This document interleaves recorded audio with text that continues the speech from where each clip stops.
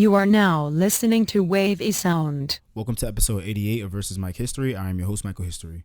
Be sure to like, follow, and subscribe to the podcast wherever you choose to listen. And if we are on your preferred platform, let us know and we'll do our best to change that. For premier access to Versus Mike History content, join our members-only subscription tier on versusmikehistory.com. Don't back down. Don't back down. Like what you see, what you feel, what you need, there's nothing wrong with that, and that you deserve it. So ask for it. Like before you think you got to pivot or change or fix or accommodate, like ask for what you want first. And definitely like to know that you know what you're doing. Mm-hmm. Nobody knows what to do better than you, because I think that happens to a lot of us. We start to listen to a bunch of people that we think know more, or they've been in the game longer, or they done more, or we think they could take us somewhere we can't take ourselves, but that's actually fake. It's not real.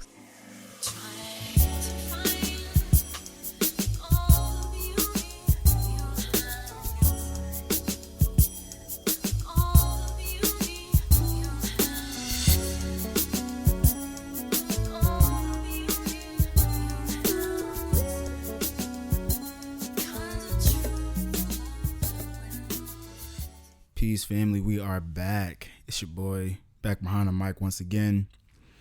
And, I'm a little tired, like, not gonna lie. Been really busy, really busy trying to put stuff together for the podcast and, just life in general. And, it's getting warmer out and there's a bunch of other stuff, got to get in order. Got to get new fits, got to plan trips, got to plan out all of this content I got to shoot for the next couple of months. Got podcasts, interviews to record and schedule, and concerts to film, and trips to record and, document and things like that. So I've been behind the scenes doing a bunch of that kind of stuff. Also working. I hope everybody is being safe. COVID numbers are going down. Shout out to that. It seems like we're going to get our first normal summer since the pandemic has started. I know that people have been outside since we've been in this situation, but I think everything being fully open and a lot of the restrictions being lifted is going to make a big difference in how much people enjoy themselves this summer compared to the last two. Got some stuff on the docket for today. Gonna keep it quick as usual. And, some stuff to touch on. And, we got a little episode. Let's go ahead and get started. Now, as always, we got to lead with love. And I want to start by giving a shout out to everybody who works from home.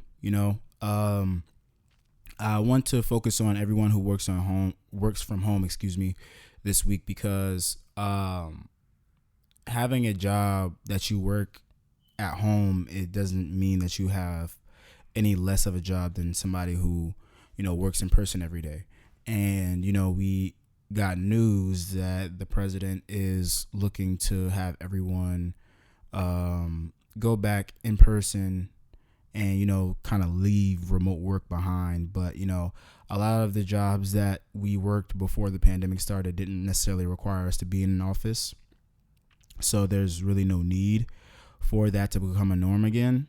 And I just want to give a shout out to everybody who's holding that sector down, because it's very important that, we recognize change and we grow and we move forward rather than reminiscing and staying in the past. That's why this country is the way it is and why the world is the way it is. But shout out to everybody working from home. And yeah, let's go ahead and keep it moving. All right, let's start here. A Dow is trying to buy the NFL's Denver Broncos for $4 billion. And I'm getting this from Decrypt.co, so bear with me. From attempting to buy the U.S. Constitution to Super Bowl ads, DAOs have been trying to spin big. Now, according to CNBC, one is trying to buy the Denver Broncos. A decentralized autonomous organization, DAO, is one of crypto's latest buzzwords and refers to a group of people who come together to raise funds for a common mission. In this case, the mission is to buy an American football franchise, but the possibilities are a myriad. We know it sounds a bit crazy, but it's also a bit badass, Sean O'Brien, who is spearheading the DAO, told CNBC. The purpose essentially is to establish an infrastructure so that fans from all walks of life can be owners of the Denver Broncos. The DAO, dubbed by the Broncos DAO, will need to hit the Broncos' $4 billion valuation mark to be successful. I think that this is a dope idea, and I wanted to highlight this because, I've been integrating more crypto news into the podcast because I think that you guys need to know and be aware of this new technology that's coming to the forefront of our society. But more importantly, I think that this idea with buying a professional sports franchise specifically is a very interesting one because we haven't seen a group of people try to purchase a franchise in order to give the power of the franchise back to the people. This is a brand new idea, and I think this is very exciting. And I think that even if it doesn't go the way that we may want it to, or the way I may want it to, rather, it's interesting to see how this process falls into place, and whether it succeeds its goal or not. We are introducing new ideas into the atmosphere about what ownership means in reference to one person versus a group of people, equity, equality, and all those things. So it's really good. And let's go ahead and move on. All right, next up, I have here that Black female World War II unit recognized with congressional honor, and I'm getting this from Stripes.com.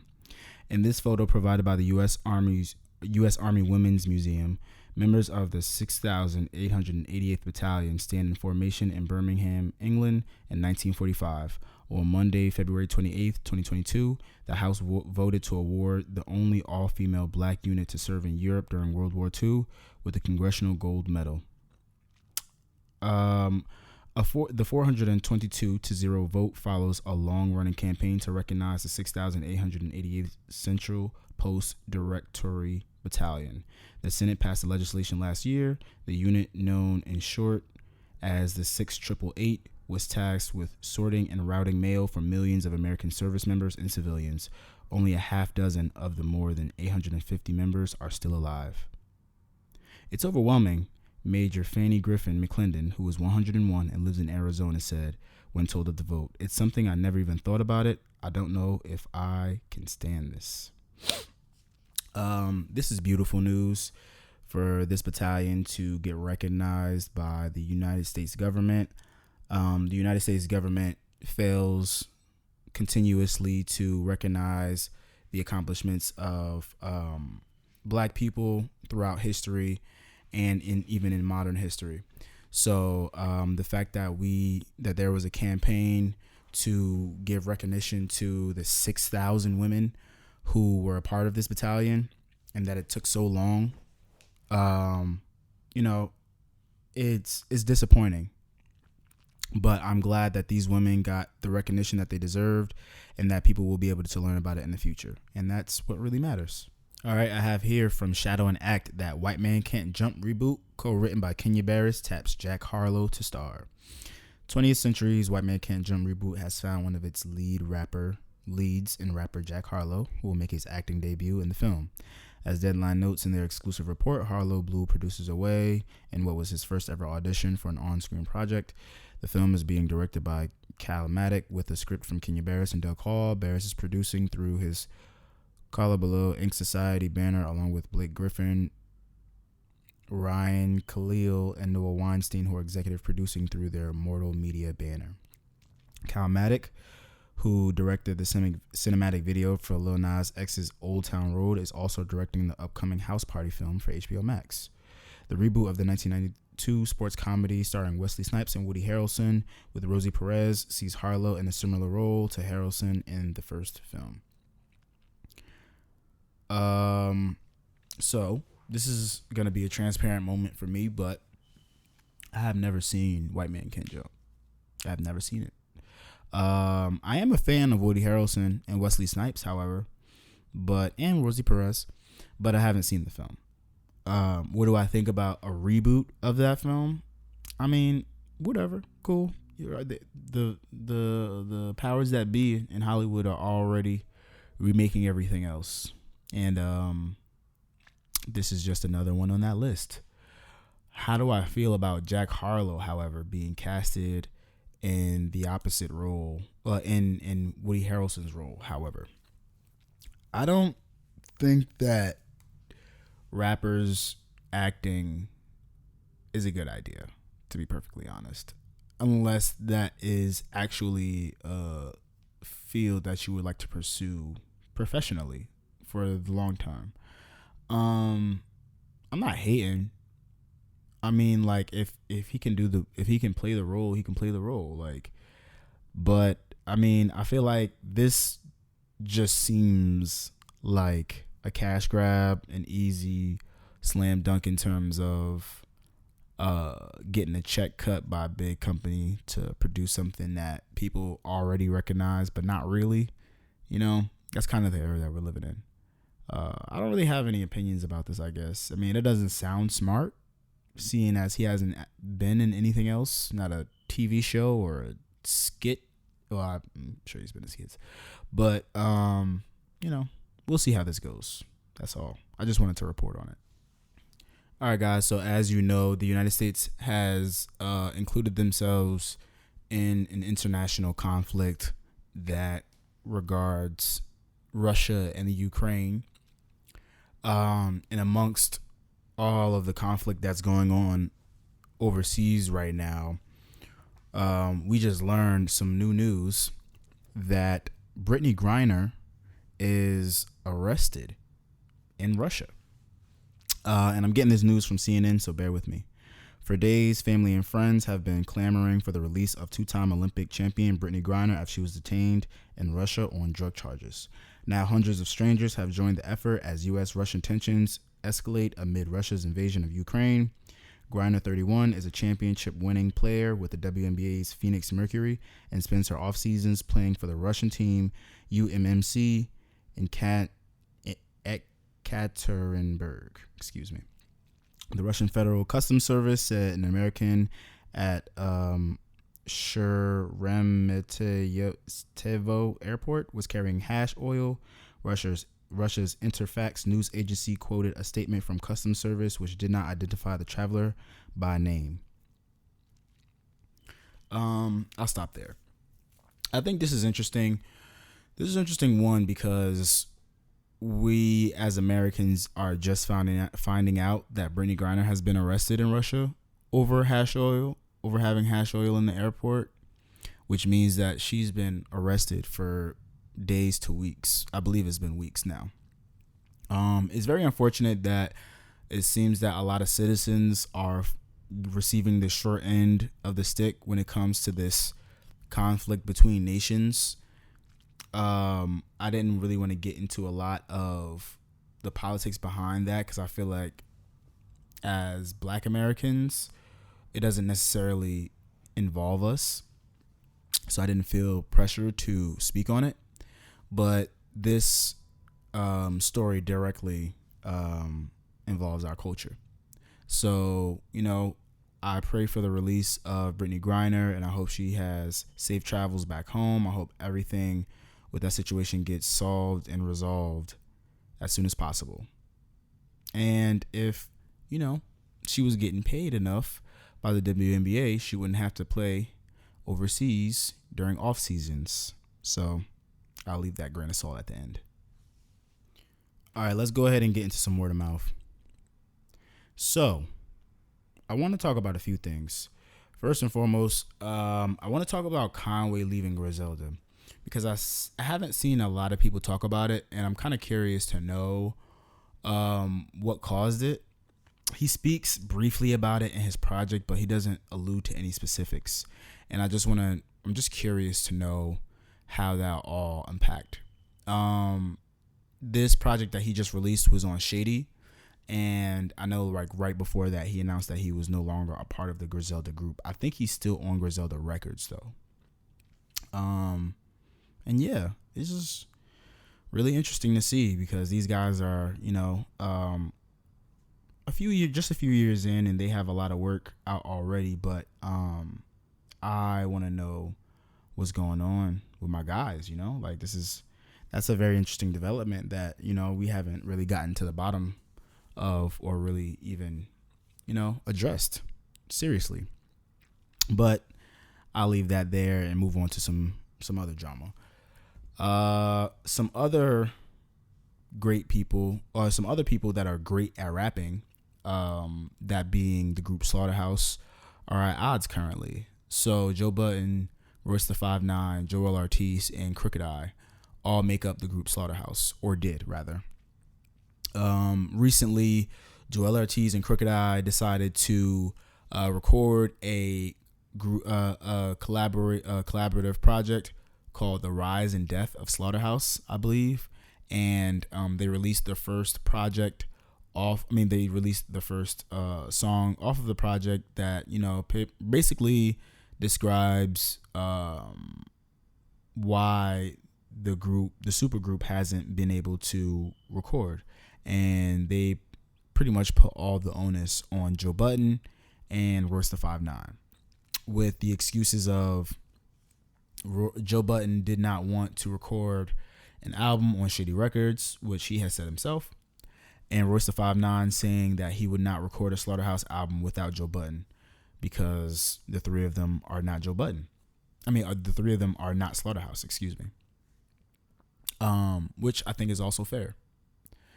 I won't really get into my personal opinion on, who I think is right or wrong, but I do think it's a little disappointing to see these four gentlemen going back and forth, or rather Royce and Joe going back and forth with Crooked I and Joel Ortiz. I think that these guys are better than that. I think that they are too old to be arguing on social media, and that, the excuse that a lot of people were waiting for closure on the Slaughterhouse chapter, I don't think is necessarily true. And I think that, this, what may have had pure intention was received with ill intention from the two other band members. And I think that they should handle it in private. And I wish that this wasn't an issue of money, because it absolutely is. There wouldn't be an argument if it wasn't an issue of money. And, these are all four gentlemen who are extremely good at rapping, one of which is retired. And I don't see why they can't all have prosperous careers outside of Slaughterhouse. But that's just my personal opinion. And I'll leave that at that. Moving on to some other stuff, though. I wanted to talk to you guys about the game's Drink Champs interview. So after I went to go see the Batman, I sat down on my couch, rolled some herb, and watched this Drink Champs interview that featured the game. And it was magnificent to see somebody, just say things out of their mouth that weren't necessarily true, or that they might not even necessarily believe. Some of the notable things that Game said during this interview was that Kanye West did more for him in the past 2 weeks than Dr. Dre has done for his entire career. He also said that he skinned the monkey that was on the artwork for Easy. He also said that he's a better rapper than Eminem. I don't necessarily know if I disagree with that at this current point and stage, but I do know that Eminem was a better rapper than in the Game at one point for a very long time.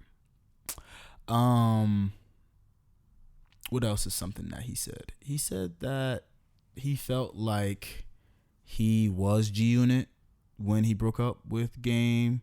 When he broke up with 50 and Banks and Yayo and all of them.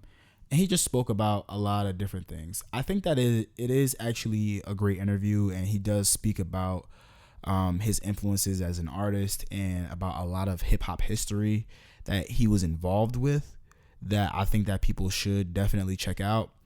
But I just don't like the idea that Game, one of the things that he speaks about in this interview is that he thought that the rap industry was real life. That's one of the major things that he says. And based off of his music and his actions, I can tell that that was a true statement.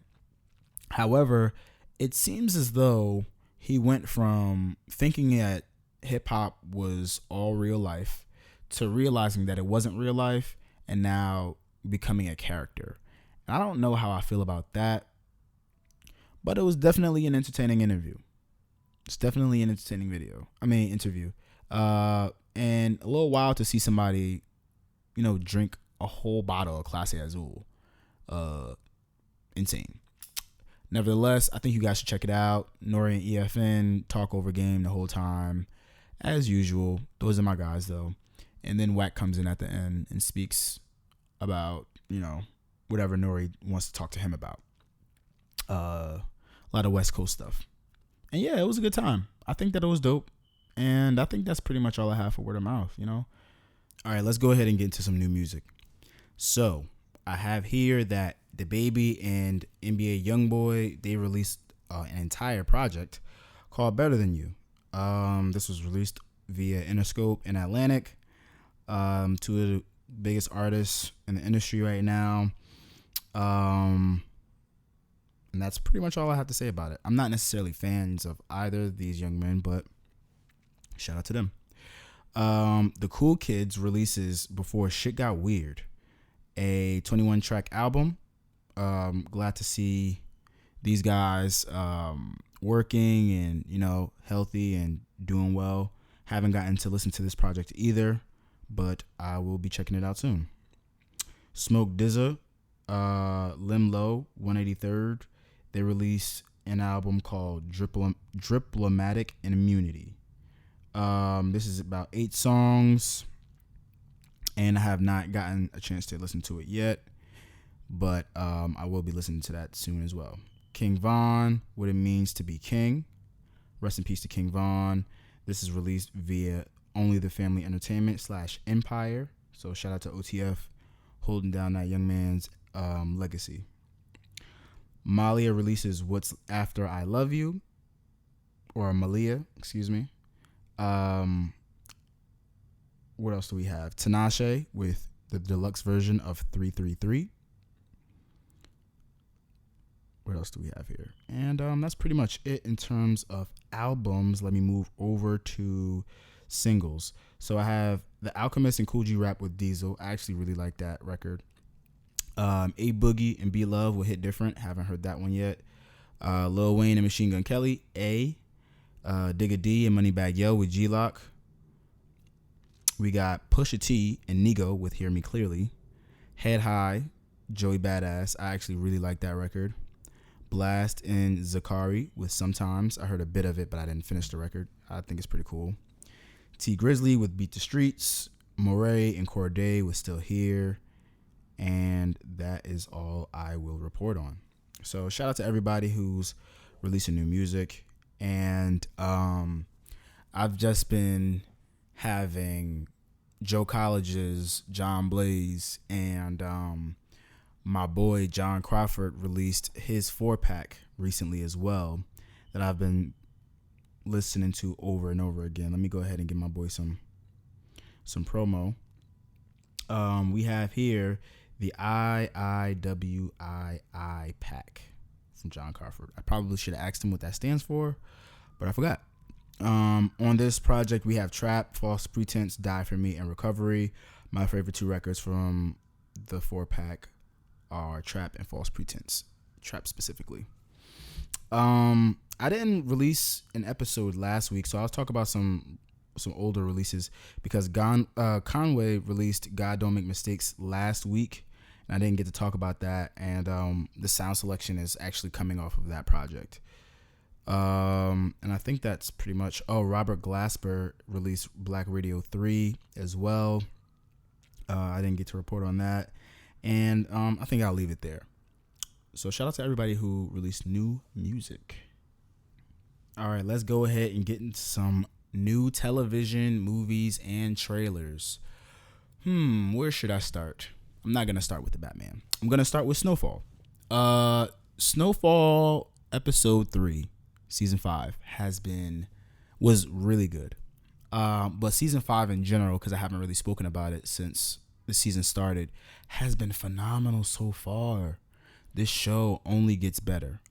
And I'm not gonna lie, I was very reluctant to see what happened during the season because I thought that the show would go into a decline since the passing of John Singleton, but it has not.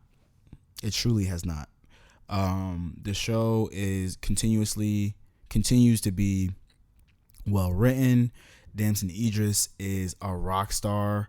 His acting ability just gets better and better.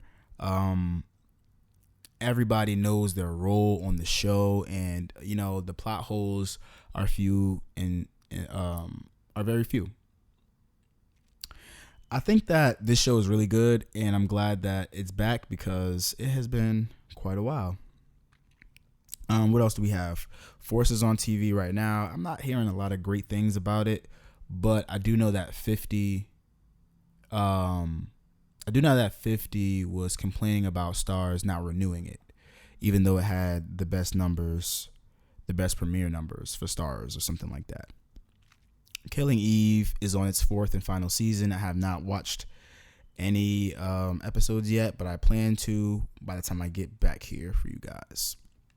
Genius, I finished that. Genius was a really good documentary.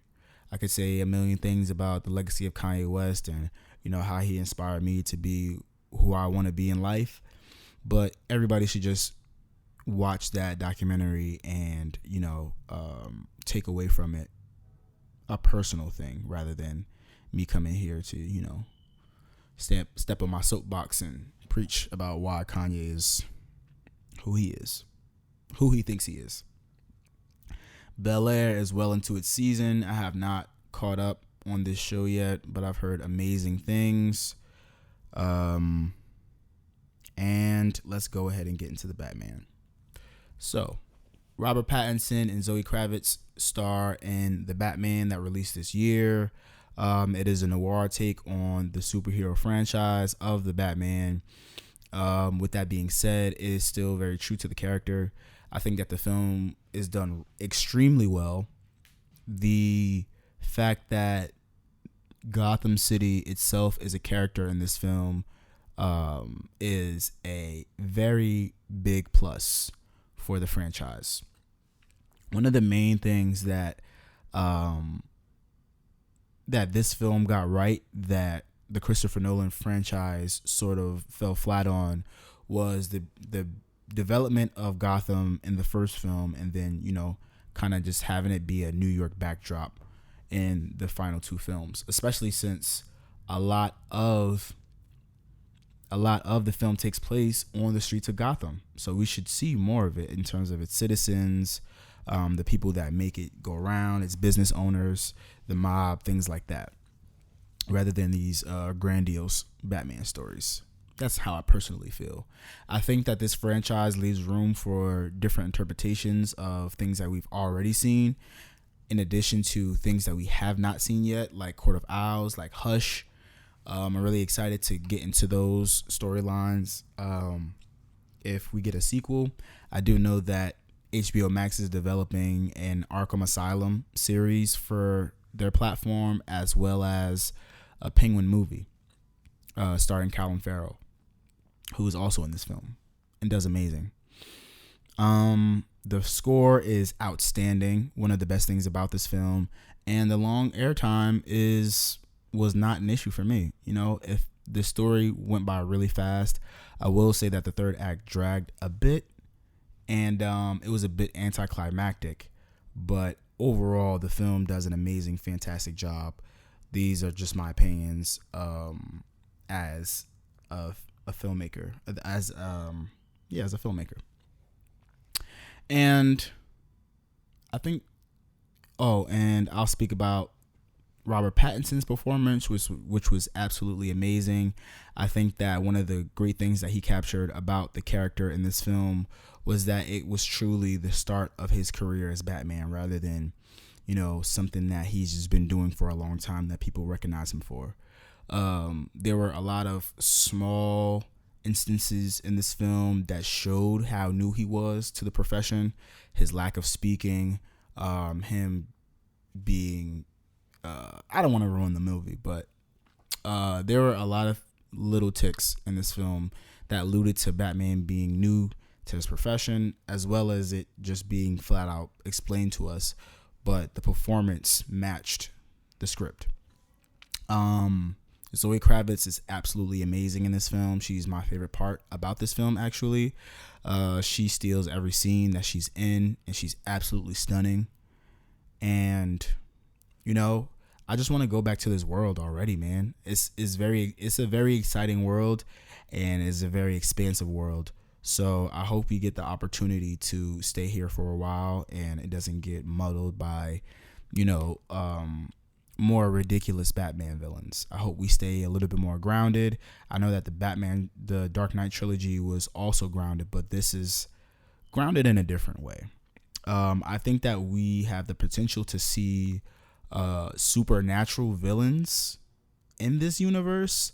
However, they will sort of dial it back in terms of realisticness, to match a world that we may believe we exist in currently, rather than something that we are leading up to. I hope that makes sense. And that is my take on Batman. All right, guys, and that is what I like to call a wrap. So, as always, send topics, questions, music, and movie suggestions. Follow the podcast on Twitter at VS Mike History, and on Instagram and the Fanbase app at Versus Mike History. Follow me on Twitter at Mike History, and on Instagram at Last Name History. And this week's sound selection comes from Conway the Machine, and it is entitled Lock Load. And it features Beanie Siegel. Happy belated birthday to Beans. And I will see you, beautiful people, beautiful black people, at the next episode.